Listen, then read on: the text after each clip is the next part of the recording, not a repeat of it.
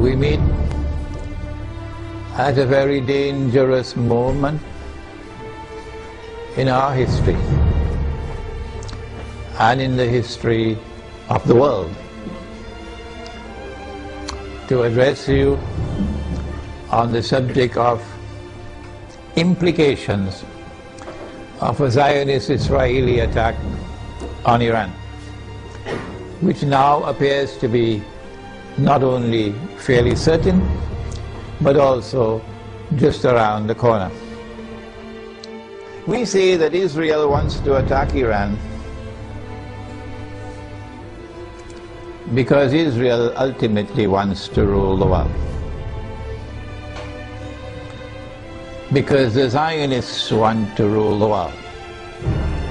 Because the Judeo-Christian Zionist European Alliance wants to deliver to the state of Israel the status of ruling state in the world. That's why we believe all these wars are taking place. And so this is why they want to attack Iran. You have the right to wage war against the people unjustly. And so an attack on Iran would be unjust war. But I want to say something more. To those who are beating the drums of war in the Arab world and who are looking forward to the attack on Iran, that you are beating the drums of unjust war. And when the attack takes place, you will be committing the same sin as supporters of the war, as those who are themselves perpetrating the war. And shame on you! Shame on you, we say to you, straight to your faces, from here in Malaysia, that if you support the attack on Iran, you are supporting unjust war. You are yourselves a party of dhulm. And Allah does not provide guidance to the people who commit dhulm. One of the reasons why many Arabs, not all Arabs, but many Arabs are beating the drums of war, looking forward to an attack on Iran, is because Iran is Shia. They hold the view that Shia are kuffar, and hence it is permissible to launch war on the kuffar, the disbelievers. How can you come to this conclusion that the Shia are kuffar? If the Shia are kuffar, then there must be some ijma' or consensus of opinion on that subject. That consensus has never been achieved in 1400 years. As a consequence, we say it is too late in the day now for you to come with any manufactured arguments declaring the Shia to be kuffar. The drum beating against the Shia and the attack which is about to be launched on Iran is located in a larger framework in which those who are waging war on Islam are seeking to do something that will function as a catalyst for creating Sunni-Shia civil war in the world of Islam. Sunni-Shia civil war would be something that would be massively beneficial for Israel.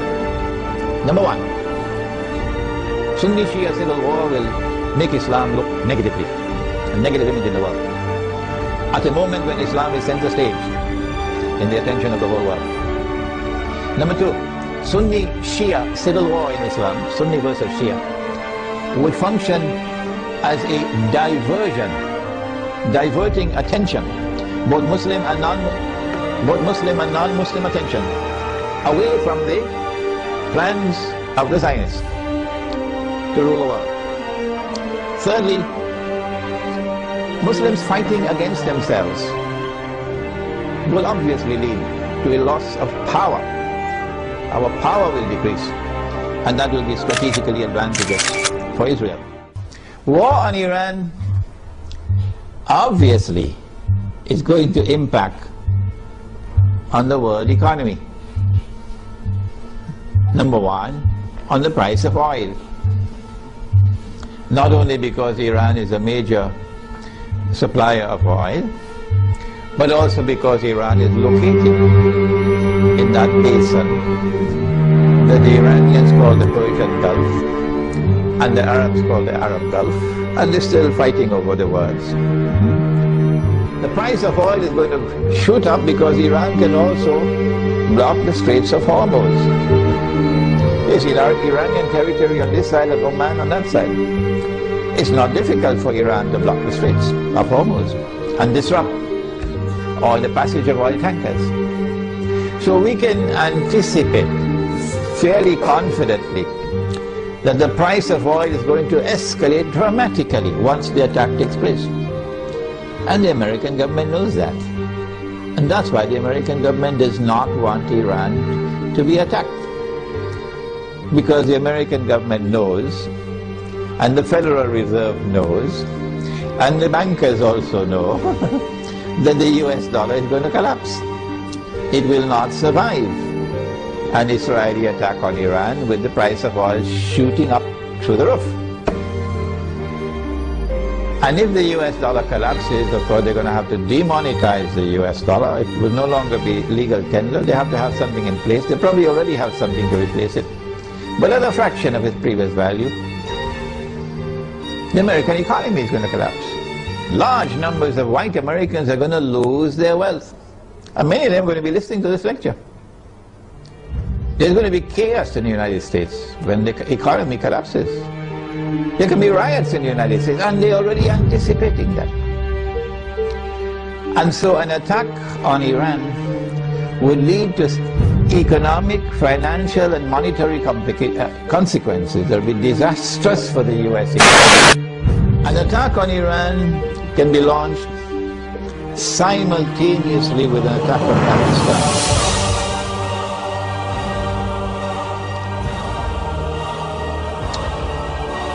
The purpose would be to eliminate Pakistan from the nuclear club. And it is time for Muslims around the world to recognize, including Muslims in Iran, that Israel's most strategic partner, most strategic ally in the world today, after the United States, is India, with Saudi Arabia neck and neck behind India. And so, not only must India be involved in the attack,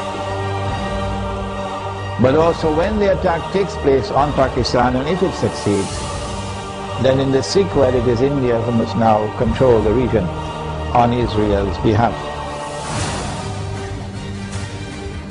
The denuclearization of Pakistan and the breakup of Pakistan into bits and pieces will impact upon Muslims in the whole of that subcontinent in such a way as to bring about a state of demoralization and despair,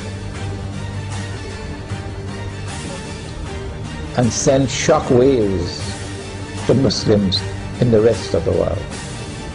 That one of the largest Muslim communities around the world, in India, Pakistan and Bangladesh, have now come under the foot of Hindu India. So India will rule the entire South Asia, with NATO in control in Afghanistan, for the United States of America. Israel will attack Iran in order to commence wars that she hopes will follow one after the other. As soon as Israel attacks Iran, the first implication is that Iran is going to attack Iraq. And Iran is strategically poised, advantageously poised, to attack the United States in Iraq. That Iran is also likely to attack Bahrain. And it should not be difficult for Iran to take Bahrain. Bahrain cannot stand up to an attack from Iran. Bahrain is across the water from Iran. I am suggesting to you that Iran is going to attack and take Bahrain. And even when Iran attacks and takes Bahrain,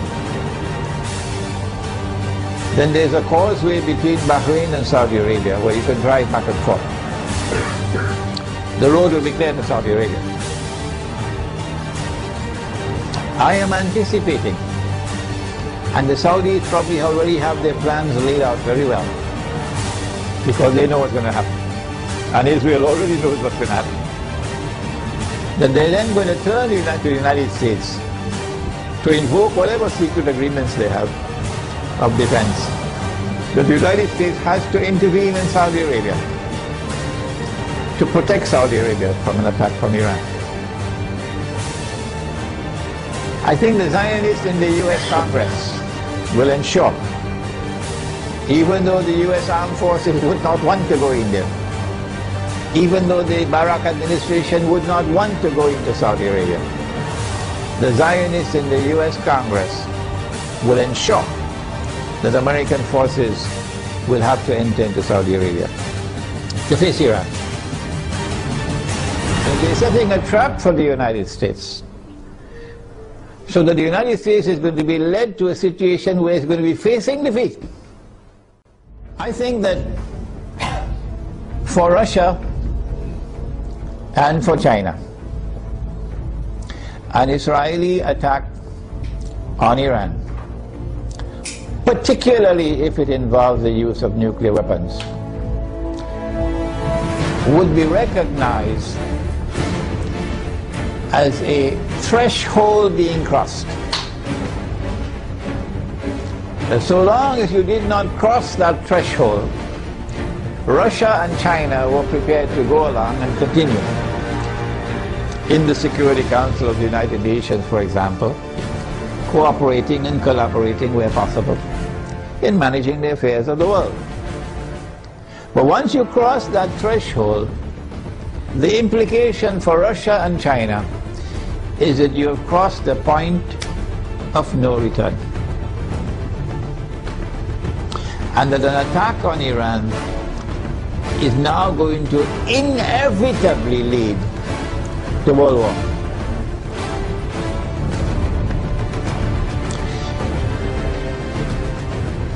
That after Iran and after Pakistan and after the Arabs, the Zionists are going to turn on China and Russia to make sure that China and Russia also bend down their knees and accept Israel, so that Israel can become the ruling state in the world.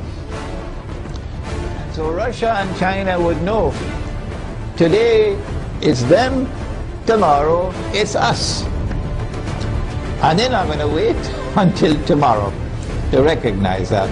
The minute Iran is attacked, they will recognize that the threshold has been crossed and that we are now moving inevitably towards nuclear war. Russia and China acted strangely on Libya. You remember? When the vote came to the Security Council, they abstained, knowing full well that if they abstain, the resolution will be carried, and that is the end of Gaddafi and end of the Libyan government. Why did they do that? I felt that perhaps they knew what the plan was, and they wanted to let the Western world, NATO, to sink deeper and deeper into a quagmire, you know, like shifting sands, you can't get out. So eventually they will end up in the graveyard, and only then will Russia and China attack them. How are Russia and China responding to Syria at the moment? How will Russia and China respond to an attack on Iran and on Pakistan? My understanding is that Russia and China are going to be quite different in the way they have behaved so far in international affairs. Quite different once the attack on Iran takes place. And so we will be heading ultimately towards World War.